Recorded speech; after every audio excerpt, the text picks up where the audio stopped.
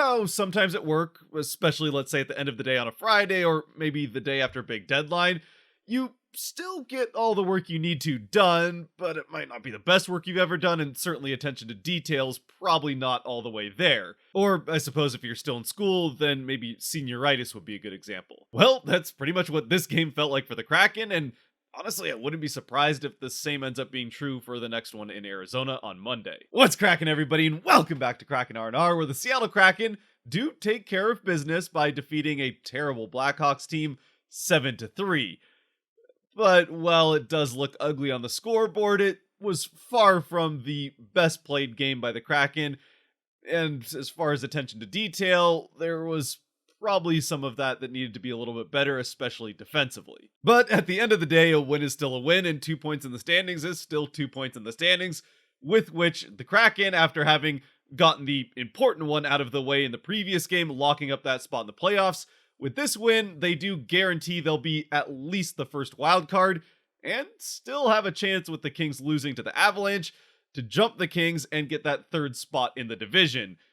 Although that having been said, I'm not terribly sure that's what the Kraken would want, as it would put them up against probably Edmonton and if not Vegas,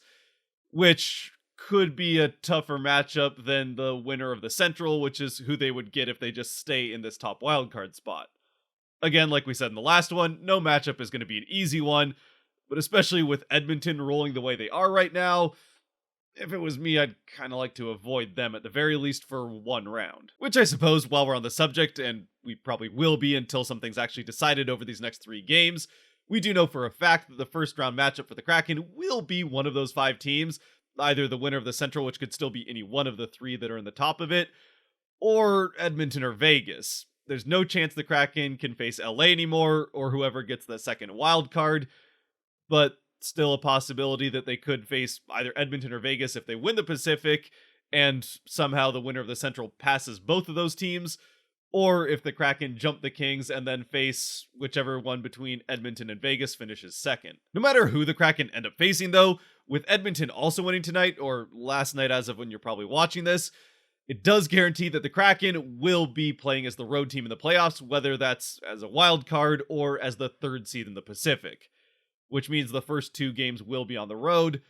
and then 2 at home. And if you get past that, it alternates back and forth, with a potential 7th game being at the home team's arena, which again would be whoever the Kraken are facing. So for the Kraken, there's really nothing left to play for at this point with 3 games remaining, outside of, well, getting to 100 points would be nice just to say you did, which they currently set at 98, so they only need 1 more win, or I suppose 2 overtime losses in the next 3 games to do that.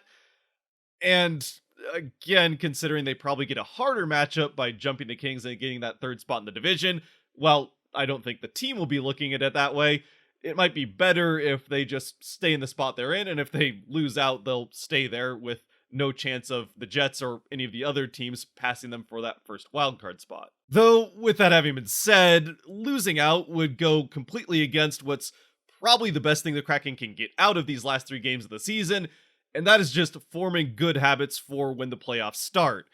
Something that I'm not terribly sure they've been doing over these last few games, even though they've won the last 4. The fact that they've been against easier opponents, I think especially, and it showed up in this game, has kind of allowed them to, I wouldn't say necessarily play down to the opponents, as they've been winning these games pretty handily, but get a little bit lazier and out of that lockdown system, especially defensively, that got them to this point in the season in the first place. And there have certainly been some times over these last couple of games that a better team, whether that's Vegas, who they'll face in the last 2 games of the season, or the team that they'll face in the first round for sure, could take advantage of if they allow that type of play to continue into the playoffs. Which, it's for that reason that, honestly, I'm kind of glad that the Kraken play the potentially division-winning Golden Knights for the last 2 games of the regular season. Because even if the Golden Knights aren't playing for anything in those last 2 games, and they probably still will be playing for the division title in the last one, or one of the 2 anyway, this is still a Golden Knights team that is good enough to expose some of those lapses in attention to detail that the Kraken have had defensively, and allow them to learn from those mistakes and get that cleaned up going into the playoffs.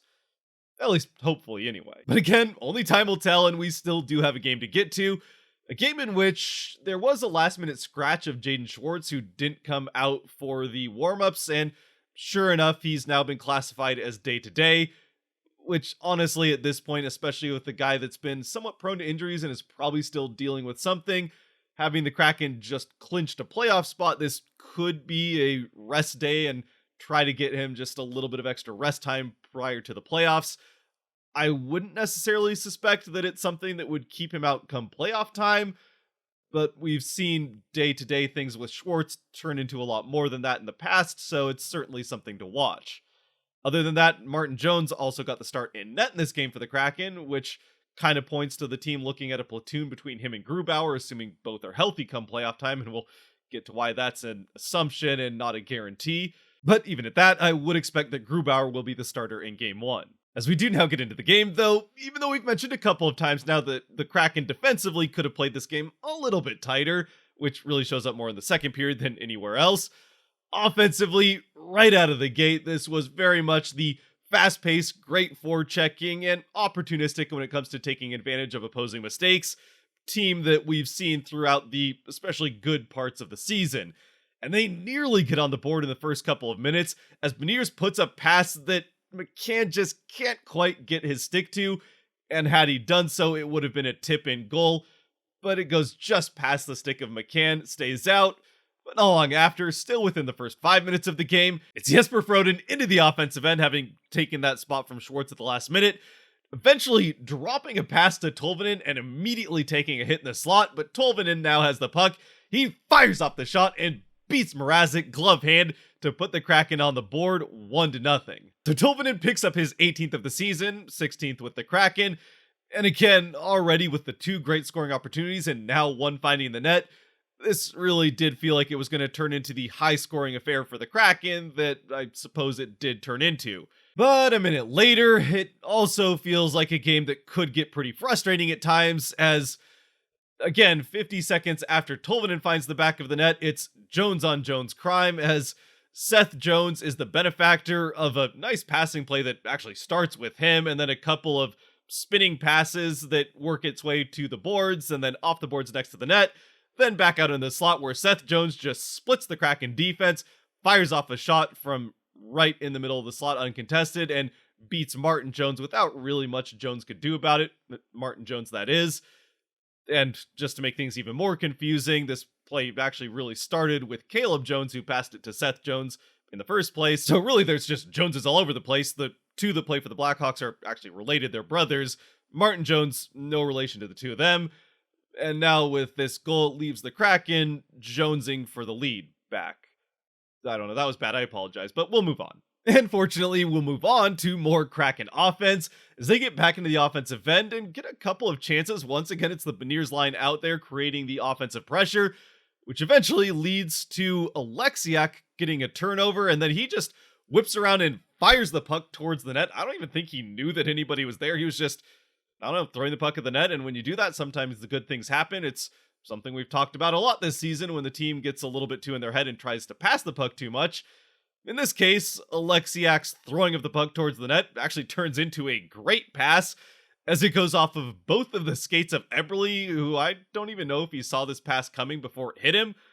but it bounces off both of his skates and into the net to give the Kraken the 2-1 lead just 3 minutes later, after the Jones chaos. And I mean, go figure with Eberle, who really now both seasons with the Kraken just can't seem to buy a goal to save his life at the start of the season,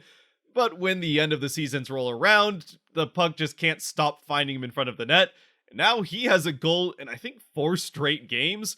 and now has 20 on the season as he becomes the 5th Kraken player this season to reach the 20 goal mark. Last year, only 3 Kraken players did that. It was him, Gord, and McCann, so now, he and McCann both having reached 20 goals in both seasons for the Kraken. Gord, though, admittedly is much less likely to once again reach that 20-goal mark as he came into the game sitting on 12,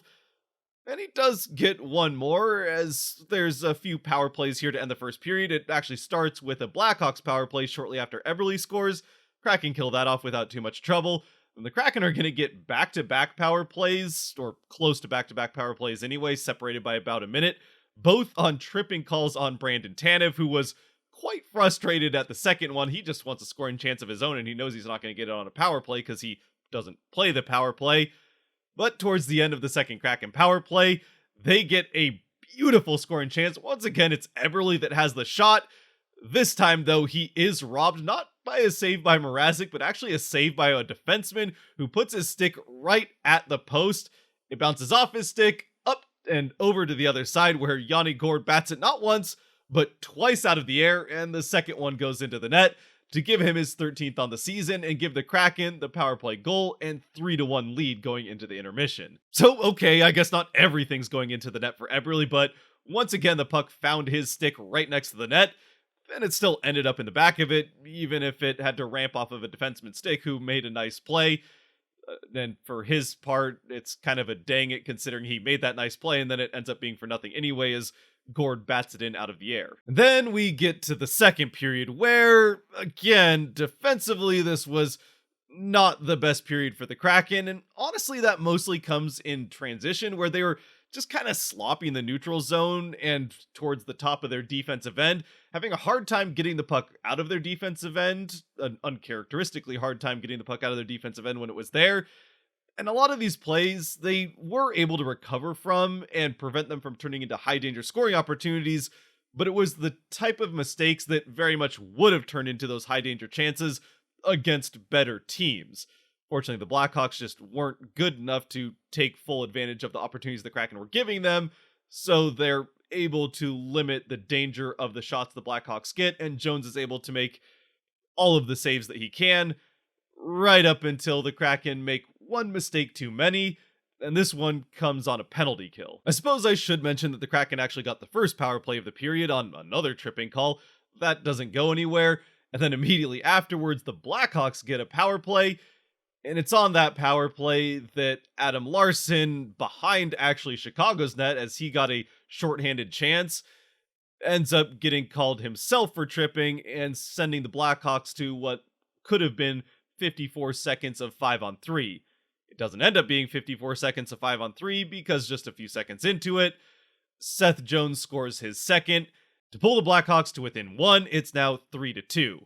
Or I suppose you could look at it as 3 Kraken, 2 Seth Jones. And once again, when it comes to this penalty that Larsson takes to send the Blackhawks to 5-on-3 where they eventually score this goal, let's just say that coaches tend to not be a huge fan of players taking penalties in the offensive end, much less when they do it behind the goal line, and even less so when they do it on the penalty kill. So yeah, if you watch the post game, I think Hackstall was clearly not terribly pleased with Larsson's performance on that tripping call, but I suppose if you're Adam Larsson, what's done is done, and the best way to make up for basically handing the opposing team a goal with the 2-man advantage is to score one right back yourself the other way, and that's just what he does, is the Kraken kill off the rest of his penalty, and then as he exits the box, he receives the pass from McCann in on the breakaway, and, well, Adam Larsson, of all people, as we've seen now a couple of times here in these last few weeks, apparently has some pretty silky hands out in front of the net, and he makes a quick fake to the backhand, back to the forehand, puts it around Mrazek and into the net to give the Kraken back the 2-goal lead and make it 4-2, which incidentally would end up being the game-winning goal. And then to make things even better, less than a minute later, the Kraken put this game away as Geekie wins a battle along the boards in the offensive end, gets that puck, and tries to pass it through the slot to Sprong on the far side.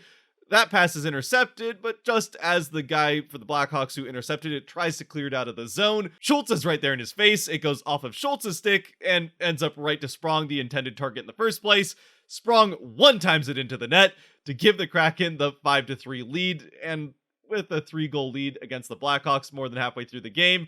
there's no way they're coming back. Or that's at least what we thought, as not long after, there's traded calls. I think it was a roughing and a cross-checking, but basically some extracurricular shenanigans between Dunn and somebody for the Blackhawks. They both go to the box, and while the Kraken have been one of the best teams in the NHL all season at 5-on-5 and pretty good at 3-on-3, for whatever reason, 4-on-4 just seems to be kind of an adventure for them, and, well, it turns into just that is at 4-on-4. the Blackhawks score to pull to within 2. Not a problem, the Kraken still have a 2-goal lead late, and then they break down in their defensive end back at 5-on-5, and now it's 5-4. And so, all of a sudden, this lead that seemed insurmountable against a terrible team like the Blackhawks has evaporated faster than even the Canucks could manage to blow it. Fortunately for the Kraken, though, this second goal to make it 5-4 ends up getting challenged for offsides by the Kraken, and usually when things get challenged for offside, it's because there's pretty clear evidence that it was offside, and sure enough, that was the case. It comes off the board, and the Kraken breathe a sigh of relief, and I think kind of got a bit of a wake-up call as they really do lock the rest of this period down to get to the intermission still with the 5-2 lead. Unfortunately, though, as we start the third period, not everything is sunshine and rainbows in Kraken land, as Martin Jones is not only not in net for the Kraken anymore, he's not even on the bench, as Grubauer's in net and Jones has left the game and would not return, not even returning to the bench, out with a still unknown potential injury that, I mean, it did look like he was battling something towards the end of the second, and hopefully for the Kraken, he can be good to go come the playoffs, because you really don't want to be relying on having a backup. I mean, even if he wasn't going to play a ton in the playoffs, you don't really want to have a situation where your backup is a guy that spent most of his season in the AHL, or maybe even Drieger, who spent most of his season recovering from an injury. Which isn't to take anything away from Decord, who was really good in the games he's played for the Kraken this season.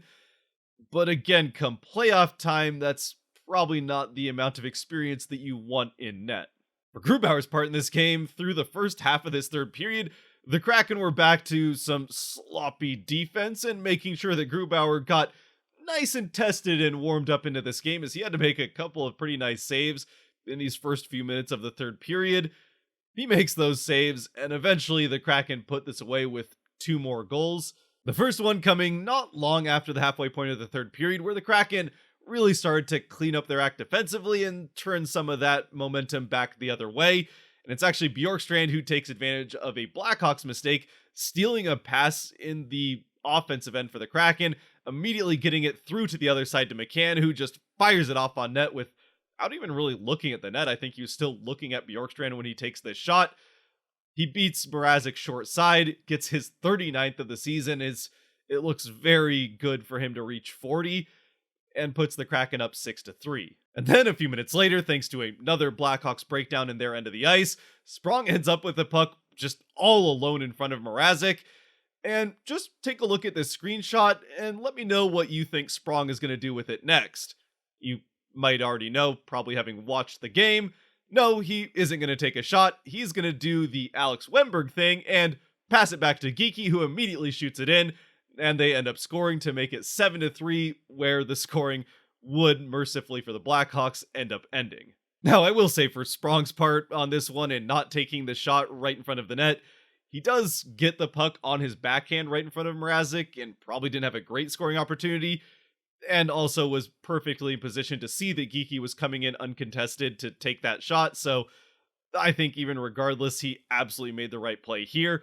But it's still kind of a funny visual to see a Kraken player with the puck all alone in front of the net and then choosing to pass it. Of course, I can only say it's a funny visual instead of a frustrating one, because the Kraken are doing well, and last season it probably would have been more frustrating than anything else. Either way, it still ends up in the back of the net in this case. And for what it's worth, it's Geekie's 9th of the season. Both he and Alexiak now sitting on 9, and if one or both of them can score one more, the Kraken, who currently have 13 10-plus goal scorers, could get that up to 15, and it's an outside chance, but maybe even 16, with Larson getting his 8th in this game. Meanwhile, while we're on the subject of scoring, I suppose it's also worth bringing up that with Sprong picking up 3 points, a goal, and 2 assists on the night, and Gord getting a goal as well,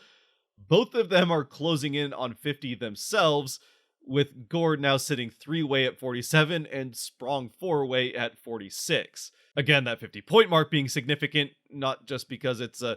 third of the points that McDavid has this season, which is just absolutely ridiculous, but also because it was the leading point mark for the Kraken last season in McCann, who finished with exactly 50. Now, 4 Kraken players have already passed that, and there's those 2 more that could end up reaching it as well. Just another example of how much better things offensively at least have been going for the Kraken this season. Plus, I suppose for what it's worth, if one of the two of them at least can reach 50 points, the Kraken will have more 50-point scorers than the Oilers this season. Again, even if one of them has done that 3 times over, but still. Once again, then in the end for this game for the Kraken, it was far from a perfect game, especially on the defensive end. Offensively, it was pretty good, but it was kind of a continuation of this streak of not great teams the Kraken are playing, allowing them to get a little bit lackadaisical defensively and just have fun on the offensive end and not care as much about what it opens up for them going the other way, as the teams they've been playing haven't really been able to take advantage of those opportunities. Something obviously we've already talked about, the Kraken will need to clean up by the playoffs, not just because opposing teams could turn those opportunities into goals much more frequently, but also because any team the Kraken will face in the playoffs aren't going to offer the Kraken as many opportunities to score as many times as they have been in these games to make up for it. Still though, it was a 7-goal game at home, which is always fun, and on top of that, the 7th 7+ goal game of the season for the Kraken, where they only had one of those all of last year. And as for the Kraken 3 stars, again, I'm not going to argue with the 3 official stars that they chose, though I am going to change the order this time. My first star is going to be Daniel Sprong with the goal and 2 assists. His second assist, again, a pretty selfless one for Geeky's goal. He very well could have turned around and tried to score himself, but he took the better opportunity and allowed his teammate to score one, so that's always good. Second star, I'm going to go with the guy that gets the first star in this game, Jamie Alexiak. A 3-point night for him and fantastic 200-foot game. The defensive issues that the Kraken had, I don't think were really at all his fault, so pretty clean on both ends of the ice for him, and another 3 points, now equaling his career high in assists with 16, which he set last season. That having been said, he already has a season high in points because he has a career high in goals with 9, where he only had the 1 last year. So better season for him all around, even though the first half of the season was not great for him. He's had a fantastic back half. And then the third star, once again, Jared McCann. He just continues to remain hot. I definitely could have gone with Eberle as well here, but McCann is, I think, a legitimate top-line player at this point, regardless of where you look around the NHL. Maybe Edmonton, he would be a second liner, but outside of a couple of teams here and there, McCann is a legit top line forward, and again, a very good chance at 40 on the season. With that, though, let me know what you thought of this game down in the comment section below. Feel free to keep the party of making the playoffs going, and maybe which team you'd like to see the Kraken play in the first round of those 5 they could end up facing. Are you hoping the Kraken can just get as high a place as possible and end up in that 3rd spot in the Pacific, regardless of who that means they face? Or would you like to see the easiest potential opponent, whether that be one of the 3 teams from the Central or who else you might think it could be? Oh, and before I forget, as a little bit of context to the thumbnail of this video, as well as a little Easter treat for those of you who stuck around here all the way to the end, a Easter egg if you will. Here again is a picture of Matty Beniers in a bunny costume for a little Easter gathering that some of the families had from the Kraken team the day before this game, and Matty Beniers featuring as the Easter Bunny, or should I say, Matty Bunny Ears. Though, admittedly, we will have to excuse Eberle for the poor choice in headwear. Regardless, if you've made it to this point, thank you very much for watching. If you did like or enjoy this video, there are buttons for that kind of stuff down below to support the channel, so I'd appreciate you using them. And until next time, stay safe out there, be good to each other, happy Easter, God bless, and go Kraken.